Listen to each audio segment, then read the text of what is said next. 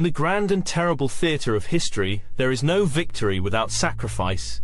But some victories are paid for with such a price, they forever scar the soul of the victor. This is the story of how the Imperium was saved, and the story of the men who broke themselves to do it. Behold the two great strategies, born from desperation at the precipice of galactic midnight. To one side the shield. Here, in the cold logic of the Imperial Palace fortification schematics, we see the mind of the Primarch Rogal Dorn, unyielding, absolute. Adamantium walls, optimized energy grids, and the interlocking fields of fire of his Primarch's Aegis protocol. His was a strategy of physical truth, of defiant order against the storm. To the other side, the scalpel. Here there are no blueprints, only the burning pages of forbidden law. This was the domain of Malcador the Sigillite. His secretum was not a wall of stone, but a web of lies and necessary heresies, forging the clandestine foundations of what would one day be called the Inquisition. To cut the rot from within, even if the blade itself was tainted, one man would build a fortress to defy hell itself. The other would delve into its secrets to turn its own weapons against it. One, a shield of stone and fury. The other, a scalpel of shadow and deceit. To understand the siege of Terra, we must understand these two men, Dorn and Malcador, and the conflicting philosophies that would determine the fate of mankind. The arteries of the Imperium hemorrhaged. What had been the stable warp routes of the Great Crusade became crimson, bleeding pathways for traitor fleets. As this galactic chart shows, the rebellion of the Warmaster was not a single front, but a cancer, its tendrils wrapping around loyalist worlds, isolating them, strangling them. At the center of it all, the Sol System, a lone bastion of light shielded by faith and steel, yet poised to be struck down by the very blade of the Emperor's most favored son. The crisis was absolute. Horus Lupercal, once the brightest star of the Primarchs, cast his lot with darkness, and half of the Legiones Astartes followed him into damnation. The symbol of the Imperium, the Aquila, was shattered. In its place, the unblinking eye of Horus, an emblem of treacherous ambition. At this darkest hour, the master of mankind withdrew, not in retreat from Horus, but to confront a catastrophic demonic breach in the Imperial Palace's deepest vaults, removing himself from all military command. Into this vacuum stepped two figures, a dual regency to govern the throne world's defense. Rogal Dorn, Primarch of the Imperial Fists, was named the Praetorian. His methodology, fortitude. Opposite him, Malcador the Sigillite, the Regent, whose methods were those of shadow, sacrifice, and the quiet manipulation of power. A warrior and a spy master, tasked with a single purpose, yet fundamentally divided by their very nature, with the Emperor entombed by his own duty, and Horus's armada carving its bloody path towards the sun. The defense of humanity's cradle fell to these two opposing wills. One would fortify the physical realm, the other would guard its soul. But as the traitor's shadow grew longer, the greatest weakness was not the walls of the palace, but the fracture line running directly between its two masters. Terra's defense in the Emperor's absence crystallized into a stark duality. Two pillars were left to bear the weight of a galaxy at war, a shield of stone and a dagger of shadow. The first was the visible shield, Rogal Dorn, the Praetorian. Stoic, conventional, and unyielding, his mandate was absolute: fortify the Sol System. To Dorn, the heresy was a problem of logistics and force, a siege on the grandest scale. He believed the war would be won through absolute discipline and impenetrable physical walls. He saw the path to victory paved with rockcrete and defended by bolter fire. He was the wall against which the tide of treason would break. The second pillar was the hidden dagger, Malcador the Sigillite, the Regent. Esoteric, pragmatic, and frighteningly inquisitive, his mandate was terrifyingly broad: preserve the future of humanity through any means necessary. For Malcador, the heresy was a metaphysical cancer. He saw the war not as a clash of armies, but as a battle for the soul of mankind, a conflict requiring a covert scalpel, not a blunt shield. While Dorn built bastions, Malcador assembled networks of spies, assassins, and agents who wielded forbidden law as their primary weapon. One man built a wall to keep the enemy out. The other delved into the very darkness the enemy wielded, seeking a weapon within the poison. But in a war against damnation itself, what is the greater risk? A wall that can be broken, or a secret that can corrupt the very soul of the defender? To answer the fury of a master siegebreaker, Rogal Dorn proposed a strategy of absolute negation. His Thesis of the Praetorian was not a plan for victory, but a grim treatise on survival, etched into the very fabric of the Sol system. The first pillar was the system-wide blockade. Dorn, with cold, unyielding logic, transformed the space between worlds into a layered trap. Orbital plates, minefields, and hunter-killer servitors choked the void, while the Loyalist fleet positioned itself not for a decisive battle, but as the final component in a series of pre-calculated kill zones. The second pillar, the architecture of defiance, saw Terra itself encased in kilometers of new fortifications. Bastions rose upon the bones of ancient mountains, turning the throne world into a weapon of bloody attrition. This was not about outmaneuvering the enemy, but breaking them upon walls of guns and ferrocrete.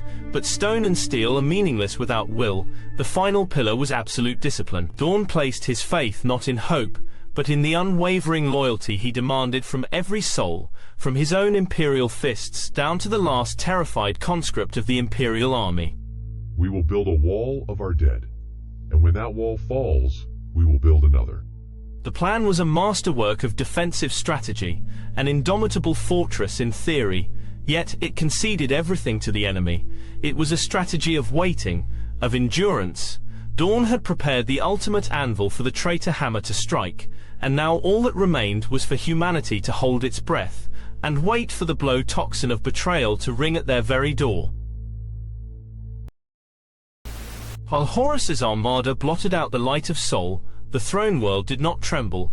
It hardened. At the heart of this defiance stood the Seven Legion, the Imperial fists, no longer crusaders, but repurposed as the Emperor's personal Praetorians. Their Primarch, Rogal Dorn, had turned Terra itself into a weapon. His command nexus was the Phalanx, a mobile fortress monastery vast as a minor moon, its guns ready to challenge the traitor flagships. From this bastion he directed not only his own sons, the masters of siegecraft, but the mass mobilization of the Imperium's mortal soldiery. Millions upon millions of Imperial army troops, a tide of flesh and lasguns deployed across Terra's surface to hold the physical line. They were the living shield whose only strategic value was in how long it would take for them to die. These were the conventional arms of the Imperium, Astartes starships and armies beyond number, all orchestrated by the unyielding will of the Praetorian, a formidable defense by any rational calculus, but the forces arrayed against Terra were not rational. The first word of Horus's galactic treason arrived not as a coded communique, but as a plague-scarred frigate, the Eisenstein, screaming into the Sol system. Its herald battle captain Nathaniel Garrow brought a truth so vile, so impossible that the mind of a Primarch could not immediately accept it. When presented with the facts of Istvan, Rogal Dorn's response was not calculation, but outrage.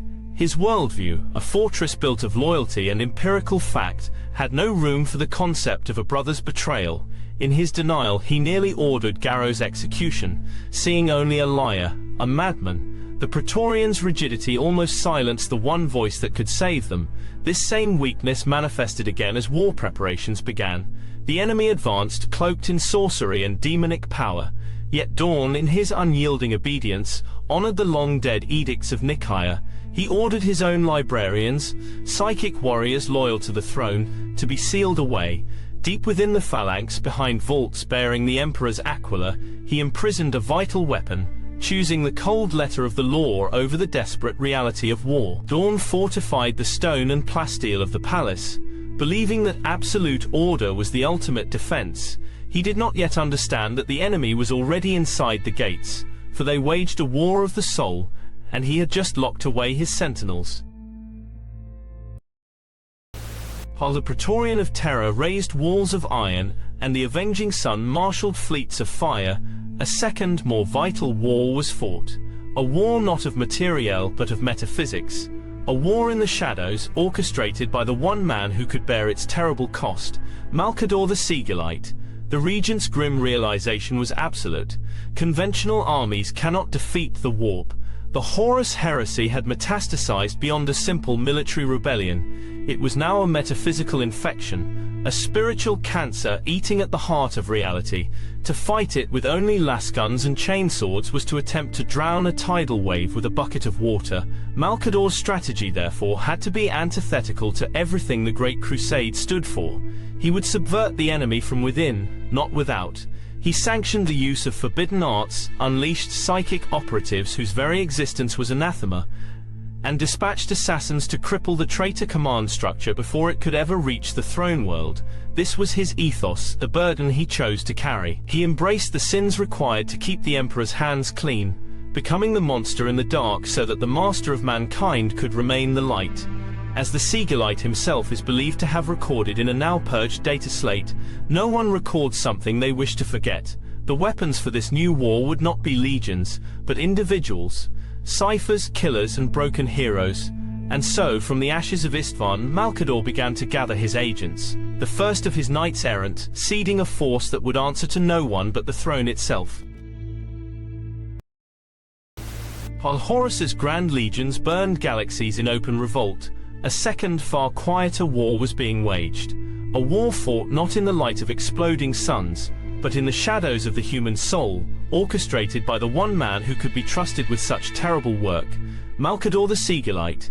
He assembled a covert arsenal, a suite of desperate weapons for a desperate time. First, the Knights-Errant. These were Malcador's chosen, elite Astartes culled from the ranks of both loyalist and controversially traitor legions. Stripped of their past, their heraldry, their very names, they donned unadorned grey ceramite and served the Sigillite seal directly. They were a legion of ghosts, each a solitary instrument of the regent's will. To decapitate the rebellion's leadership, execution forces were charted, the formal founding of the Officio Assassinorum. These specialized killers, including psychic nulls known as pariahs, were tasked with eliminating high-value targets to sever the enemy's command structure with a single, precise cut. Finally, against the burgeoning psychic and demonic threat, the Sisterhood was fully unleashed. From their somnus citadel on Luna, the Silent Sisters became the Imperium's primary weapon to manage warp-spawned horrors and quarantine the spiritual contagions bleeding into reality. Malcador created these instruments to ensure humanity's survival, to fight a war of secrets and sanctioned sins. But in fighting heresy with methods that bordered on it, he was forging a new kind of power, one that would operate in darkness long after the heresy had ended. For what becomes of a weapon when its war is over? Rogal Dorn, Praetorian of Terra, saw only contagion. In the survivors of the frigate Eisenstein, he saw the taint of the traitor, the stain of the warp. His intended path was clear, immutable, a reflection of the fortress world he commanded: quarantine, then execution. But another power on Terra, one who dealt in shadows and secrets, saw not contagion, but opportunity. Malcador the Sigillite, regent of the Imperium, shattered Dorn's straightforward, brutal calculus. He proposed a path of weaponization. From the Death Guard outcast Nathaniel Garrow, he forged the Agentia Primus, the first of a new order.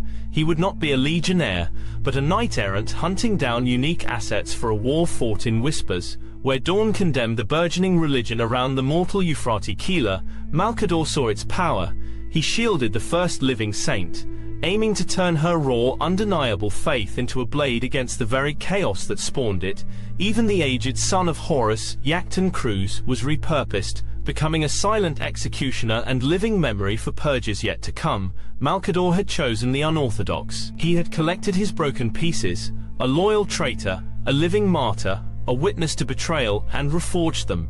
But these were not merely assets to be held in reserve, they were weapons, and the Sigillite had enemies both without and within that urgently needed to be put to the sword. Terra's defense was built upon two pillars. One was a fortress of stone and iron, of overt military law, presided over by the Praetorian, Rogal Dorn. The other was a web of secrets and shadows, of covert survival operations woven by the Sigillite, Malcador. Where these two domains met, a silent war was waged. This was the friction zone, a battle of jurisdiction fought while the traitors hammered the walls of the palace.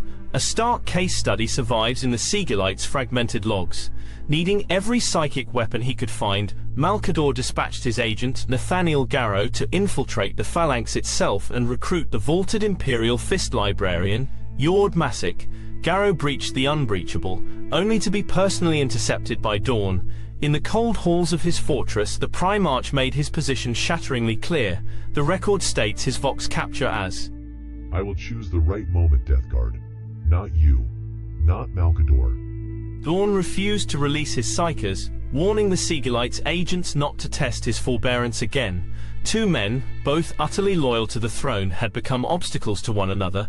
Dorn believed he was preserving order against the machinations of the Shadow Master. Malcador saw a general blind to the true nature of the war being fought for humanity's soul, but the Sigillite's plans were vast, and his need was absolute. If Dorn would not yield the weapons required, he would find them elsewhere. Two pillars stood in defense of the throne world.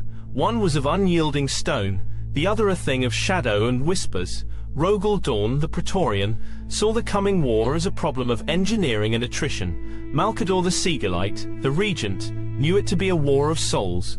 Dorn's primary strategy was a fortress doctrine writ large across the stars.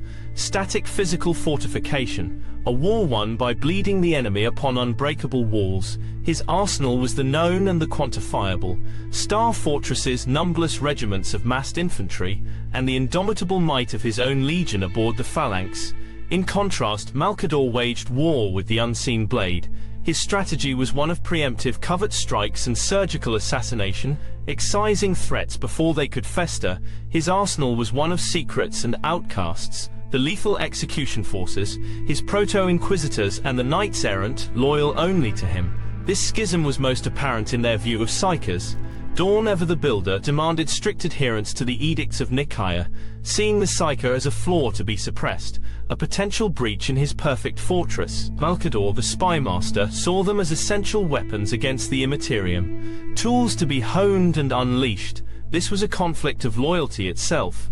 Dorn's absolute measurable compliance to orders versus Malcador's pragmatic devotion to humanity's ultimate survival, no matter the cost. When faced with an anomaly, a warp storm, a forbidden text, Dorn's reaction was disbelief and violent quarantine.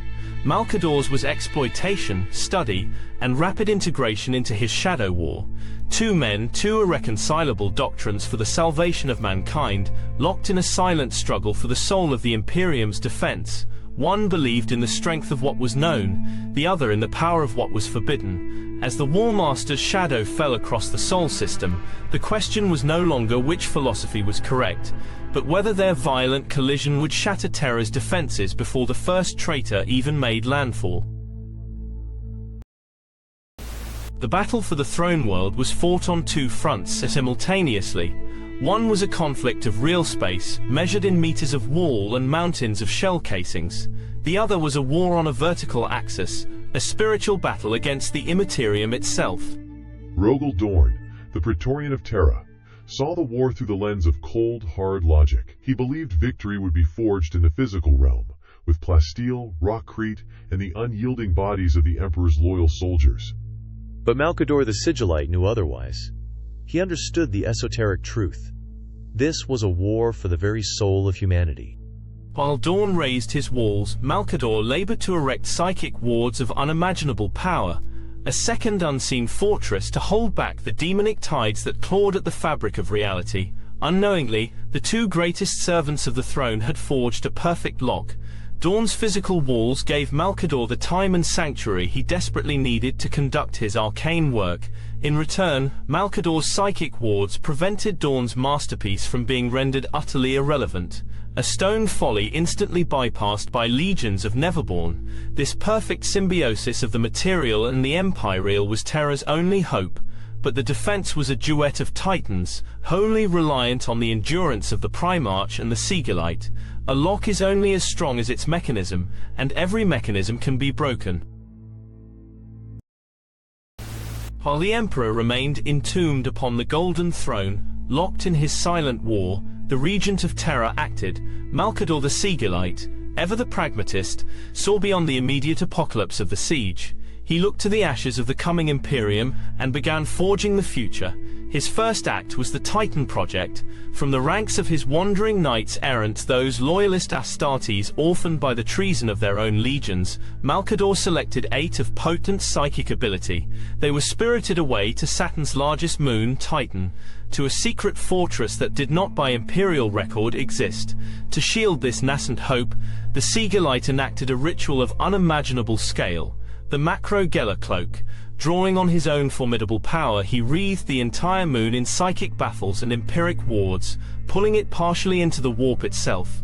As Terra burned, Titan vanished from all instruments and astropathic sight, a hidden crucible for the birthing of the Grey Knights.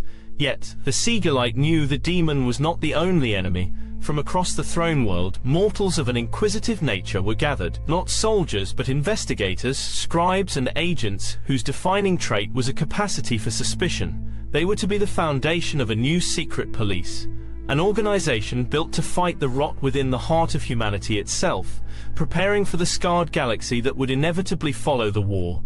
2 blades were forged in secret, while the fate of humanity hung by a thread, one of silver and faith to fight the beasts without, the other of shadow and paranoia to purge the heresy within. Both were shaped by the grim certainty that the Imperium, even if it survived, would be forever wounded.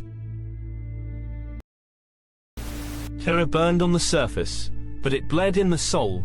The siege was not one war but 2, each a mirror of the other's damnation, each demanding an ultimate sacrifice.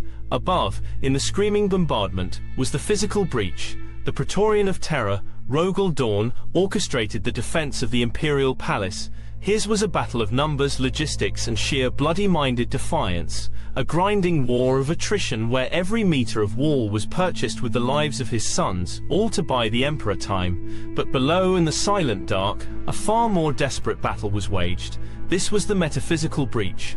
With the master of mankind committed to his duel within the webway, another had to take his place upon the golden throne. Malcador the Sigillite, first lord of Terra, a man, willingly took the burden. He ascended the dais not with a grand command, but with the quiet resolve of a man who had long ago accepted the price of victory. For hours that felt like millennia, he was immolated. His mortal soul burned to ash to power the arcane machine and hold shut the psychic portal against a tide of infinite demons. Dorn bought time with an ocean of blood. Malcador bought it with the utter annihilation of his soul. But time is a finite resource, even for gods. And with both of these great pillars of the Imperium beginning to crack, the question remained, what would the Emperor do with the final, desperate moments they had given him? We look to the Aquila as a symbol of unity, a promise of the master of mankind's singular guiding vision. But here, at the end of all things, we must confront a fractured truth. For the Imperium of the 41st millennium is not flown on one wing, but 2, each pulling it in a desperately different direction. This is the legacy of the 2 defenders of Terra. On the left, the golden, unyielding wing of the Praetorian, Rogal Dorn. His is the legacy of the blueprint, the fortress wall, the brutal mathematics of military attrition. His solution was steel and stone, a galaxy-spanning bastion against the dark. The Imperium was to be built, fortified, and defended in the open light of day. On the right, the blood-soaked parchment wing of the Regent, Malcador the Sigillite. His is the legacy of the secret, the sealed order, the paranoid, shadow-bound Inquisition. His solution was the spy, the cell, the purge. The Imperium was to be policed from within, its soul scoured of weakness and dissent, no matter the cost in liberty. The modern Imperium is this scarred, terrible thing, a fusion of these conflicting philosophies, born from the ashes of the Horus Heresy. It is a fortress built by the Praetorian, and a prison policed by the Regent. So we are left with this grim inheritance, an Imperium of open war and secret terror. One defender gave us the strength to endure, the other gave us the paranoia to survive. The dream of enlightenment is long dead, replaced by the grim reality of a species trapped between the enemy without and the enemy within. This is the price of our continued existence, a price paid in blood and faith forever. Thus concludes this archival record, sealed in the name of the God Emperor. To continue our great work, subscribe to the archives, and comment below on what lore the Auspex should scan next.